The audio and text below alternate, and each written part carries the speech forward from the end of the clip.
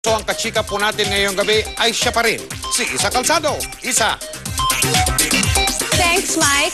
Present si Katrina Halili sa nakatakdang arraignment para sa libel case na isinampa niya laban kay Irene Co, ina ng cosmetic surgeon na si Hayden Co Jr. Pero ang arraignment hindi natuloy. Ang report mula kay Aubrey Carampel.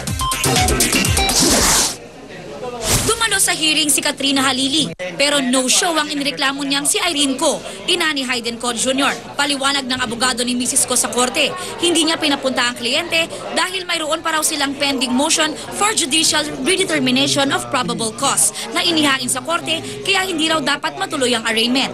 Kontra naman ang abogado ni Katrina, huli na raw nang maghain ng motion ng kampo ni Co. Wala na raw itong saysay dahil lumabas na ang warrant of arrest at nakapagpiyansa na nga si Co noong May 18. Hiniling rin ng abogado ni Katrina pati na ng fiscal na dapat humarap si Mrs. Co sa korte. Ang pagko-cover naman ng media ang idinahilan ng kampo ni Co kaya ayaw niyang pumunta sa hearing. Pinagbigyan ni Judge Luisito Cortez ang hiling ng kampo ni Co na huwag ituloy ang arraignment pero iniutos niya na pumunta si Co sa korte. Maya-maya, sinundo na ng abogado si Co na dumating pagkatapos na ng hearing. Pumirma lamang ng minutes at agad ding lumabas ng korte. Kasi po may pending motion pa, which has to be resolved. That's precisely why it was reset. Pasensya na kayo, masakit yung mami ko, walang magbabantay. Hindi na sinagot ni Co ang iba pang tanong at nagmamadaling umalis. We insisted na umattend siya sa hearing kasi may court order, dapat siyang present.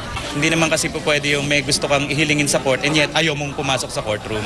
Yung complainant nga nandito, di ba? Si Katrina naman ayaw na ring magkomento. Ayoko na magsalita kasi ang pangit ang dumadating kasi sa akin eh. Baka mamaya sabihin ang yabang-yabang. Wala naman daw problema sa kampo ni Katrina kung hindi man natuloy ang arraignment na ni-reset sa June 17. You cannot prevent the court from giving, alam mo na, observing due process. Okay lang yun.